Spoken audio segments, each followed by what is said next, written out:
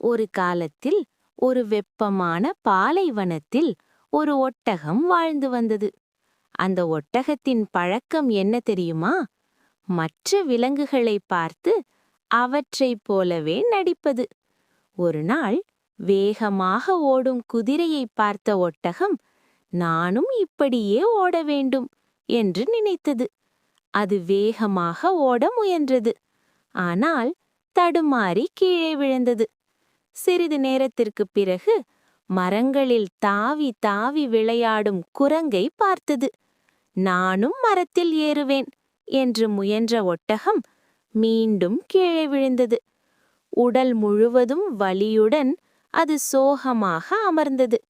அப்போது ஒரு முதிய ஒட்டகம் மெதுவாகச் சொன்னது, ஒவ்வொருவருக்கும் தனித்திறமை உண்டு. பிறரை நகலெடுக்காதே. உன் திறமையை அறிந்து அதை மதிக்க கற்றுக்கொள். அந்த வார்த்தைகள் ஒட்டகத்தின் மனதில் பதிந்தது. நீண்ட தூரம் சுமை சுமந்து செல்லும் தன் திறமையை உணர்ந்தது. அதன் பிறகு பிறரை நகலெடுக்காமல் தன் இயல்பில் மகிழ்ச்சியாக வாழ்ந்தது.